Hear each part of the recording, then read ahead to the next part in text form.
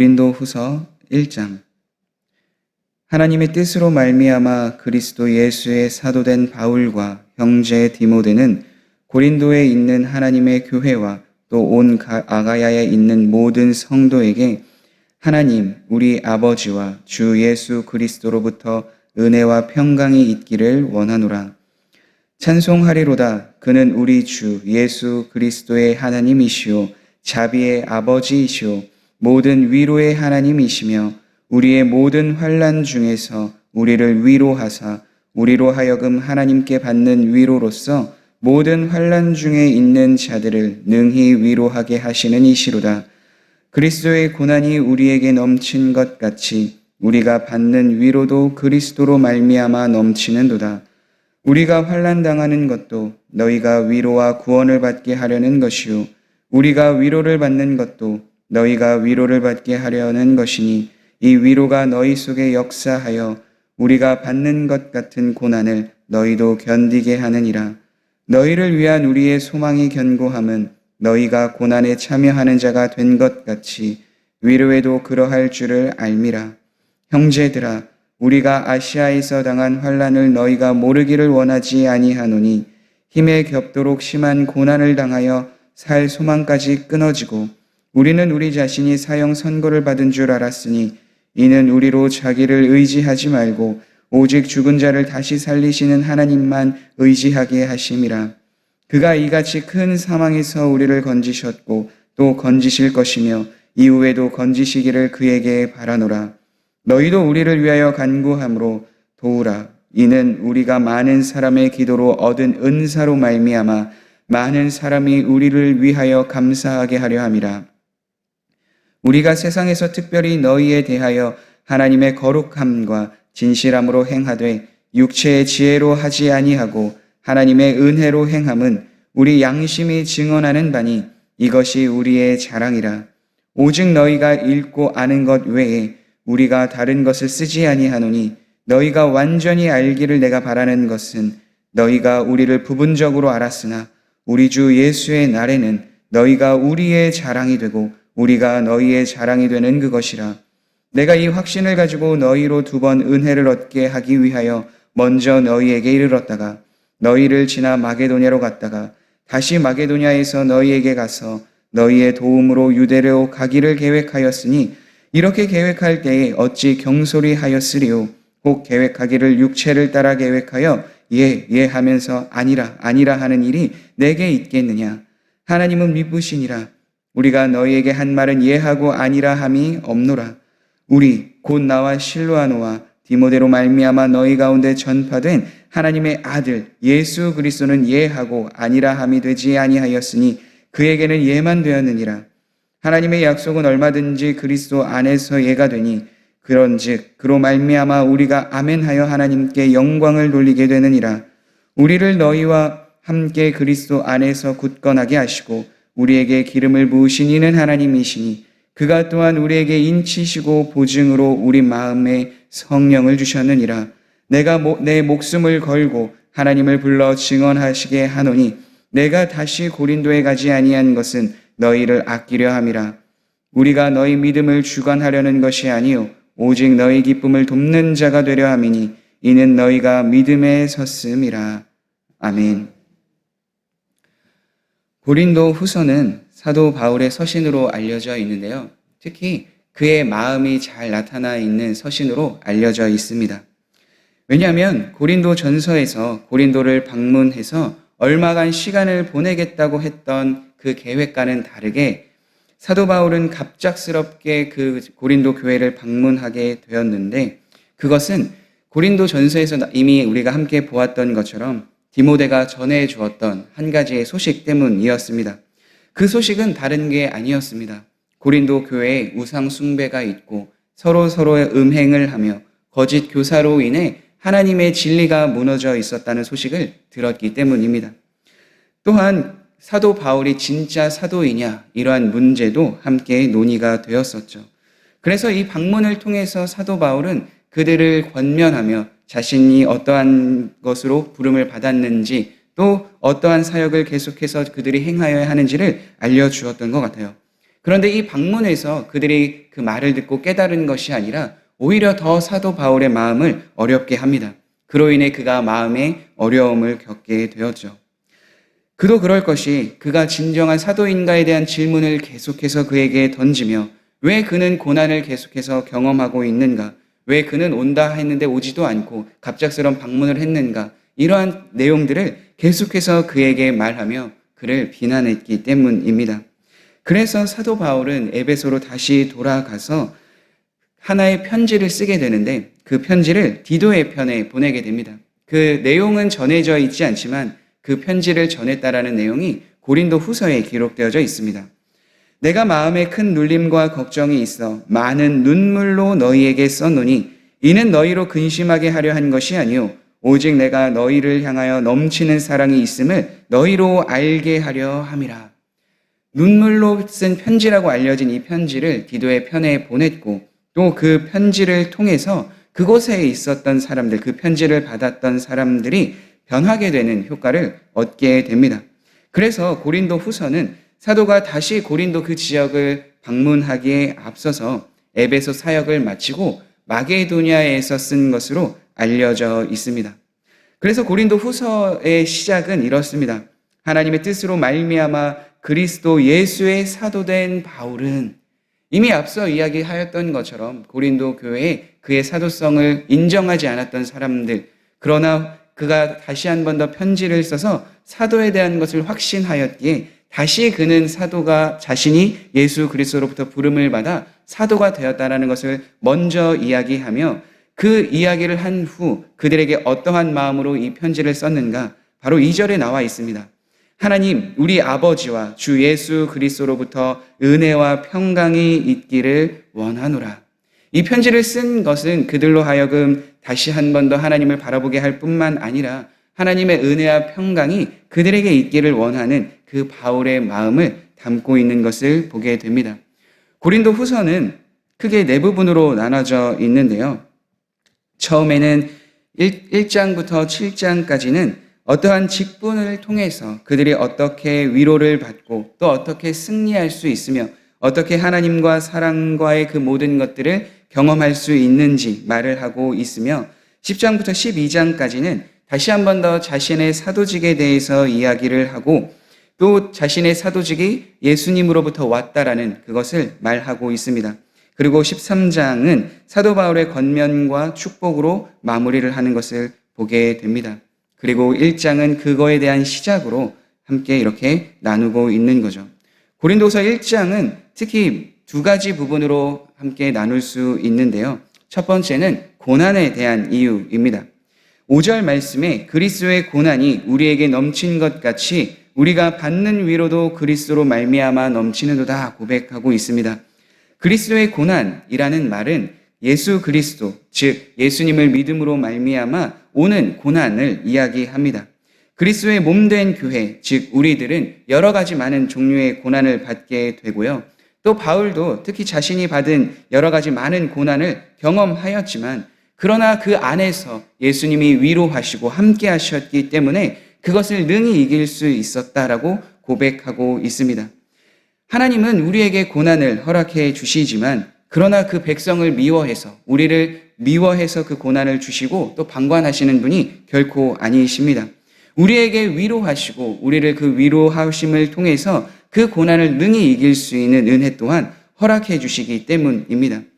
사도들이 환난 중에서 하나님의 위로를 경험한 것처럼 고린도 교회의 성도들도 고난을 받고 환난을 받고 있는 그 시간에서도 위로를 받을 수 있다 분명하게 말하고 있습니다. 왜냐하면 그 위로가 사람으로부터 오는 것이 아니라 하나님께서 주시는 위로이기 때문에 그 고난을 능히 이길 수 있는 것이죠. 그래서 사도 바울은 자신과 디모데가 어떠한 환난을 경험하였는지까지 계속해서 이야기합니다. 그들은 자신의 힘으로 해결할 수 없었던 고난과 어려움으로 인해 살 소망까지 끊어졌다라고 고백까지 합니다. 이제는 내가 죽었구나, 이제는 내가 살 수 없구나 하는 그 절망의 순간을 바울이 경험하게 된 거죠.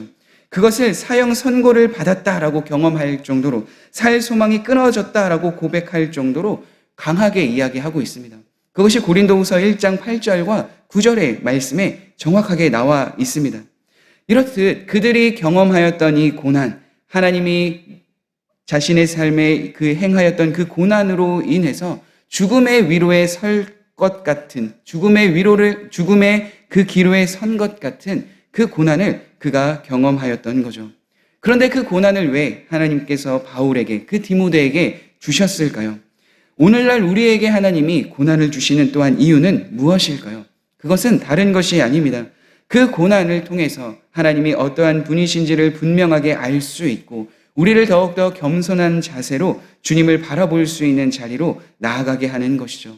또한 사도 바울이 고백한 것처럼 우리로 하여금 나를 의지하는 것이 아니라, 사람을 의지하는 것이 아니라 하나님을 의지하게 하는 그 자리로 인도해 주고 있는 거예요. 우리의 믿음은 많은 고난을 통해서 성장하고 자라날 수 있습니다. 우리의 믿음이 나에게 기준을 두어서 주는 것이 아니라 하나님께 그 기준을 두고 하나님의 말씀을 통해서 우리의 믿음이 자라나고 그 고난을 통해 하나님이 함께 하시는 위로를 경험하기 때문입니다. 그래서 하나님의 풍성한 위로를 경험하고 하나님을 의지하게 하기에 고난이 우리에게 유익이 될 수 있었던 겁니다. 그래서 사도 바울과 그 디모데, 그 공동체를 하나님은 버리시지 않으셨어요. 그 고난에서 능히 건져내 주셨습니다. 그래서 이것을 10절에서 이렇게 고백합니다. 그가 이같이 큰 사망에서 우리를 건지셨고 또 건지실 것이며 이후에도 건지시기를 그에게 바라노라. 사도 바울이 고백하는 것 다른 것이 아닙니다. 나에게 고난의 상황이 있었을 때, 바울과 그 공동체에게 어려움이 있었을 때 하나님이 건져내 주셨다. 또 건져내 주실 것이다. 앞으로도 계속해서 어려움과 힘듦이 나에게 찾아올 수 있겠지만 하나님은 능히 그 자리에서, 그 고난 속에서 건져내 주신다. 분명하게 말하고 있는 겁니다. 그래서 우리도 이와 같이 하나님의 우리에게 주시는 고난 속에서 하나님을 의지하며 하나님을 믿는 삶을 계속해서 살아가야 될 줄 믿습니다. 이렇게 하나님을 붙들며 나아갈 때 하나님께서는 4절 말씀에서 우리의 모든 환난 중에서 우리를 위로하사 우리로 하여금 하나님께 받는 위로로서 모든 환난 중에 있는 자들을 능히 위로하게 하시는도다 말씀하여 주신 것처럼 우리가 당한 고난을 통해 다른 이들을 위로할 수 있는 그 자리까지 우리를 인도해 주실 줄 믿습니다. 두 번째는 왜 그 사도 바울이 계속해서 하나님의 인도하심을 받았다라고 이야기를 했는데 왜 계속해서 그 방문에 대한 계획을 미루고 변경했느냐에 대한 말을 하고 있습니다. 처음에 시간을 가지고 방문했겠다고 고린도 전서에 분명히 이야기를 했는데 왜 갑작스럽게 방문을 했고 또 그 문제를 해결하지 못하니까 다시 오지는 않고 왜 편지를 보내면서 그런 이야기들을 했느냐, 이런 내용들을 이야기를 하는데요. 사도 바울은 이 문제에 대해서 분명하게 이야기합니다. 사도 바울이 이렇게 행동해야 했던 이유는 하나님의 거룩함과 진실함에 있다 고백합니다.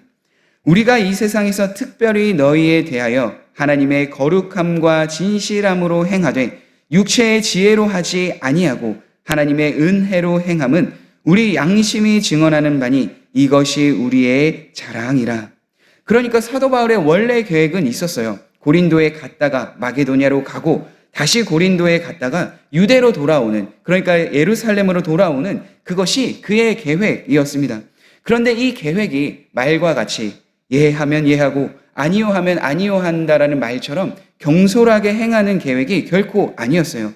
12절에 말씀한 것처럼 육체의 지혜로 행하는 것이 아니라 하나님의 거룩함과 진실함으로 내가 그 일을 계획하고 행하였다라고 이야기를 하는 거죠.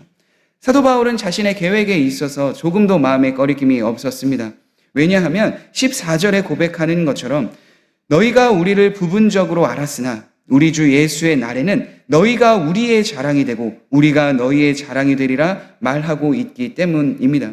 그러니까 내 육체적인 지혜로 이 일을 행하였다면 너희에게 원망받고 비난받는 것이 마땅하지만 이것은 나의 육체적인 지혜로 행하는 계획이 아니라 하나님의 거룩함과 진실함으로, 즉 하나님의 뜻에 따라 행하였던 계획이었기 때문에 훗날 너희가 지금은 부분적으로 알아서 이것을 비난하고 비판할지 모르겠지만 훗날 너희들이 나를 잘 알게 되고 하나님의 뜻을 분명하게 알게 된다면 이 일이 너희에게 자랑이 될 수 있다 말하고 있는 것이죠.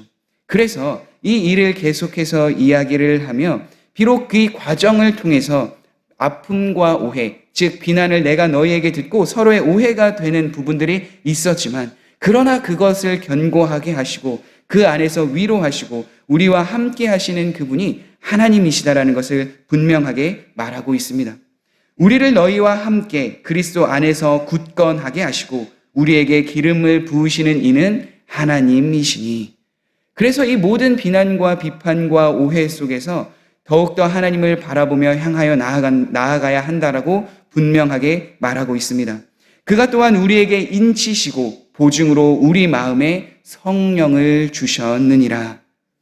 흔들림이 있고 오해가 있고 서로에 대한 부분적으로 아는 그 한계가 그들에게 있었지만 하나님이 인도하여 주시는 것, 고난 중에서도 위로하시고 또 내가 내 지혜로, 육체적인 지혜로 이 일을 행하는 것이 아니라 하나님의 뜻으로 이 일을 행하고 있음을 분명하게 알고 있고 자신은 믿고 따르는 그 길이 있었기에 바울은 이러한 확신 속에서 이렇게 고백할 수 있었던 겁니다.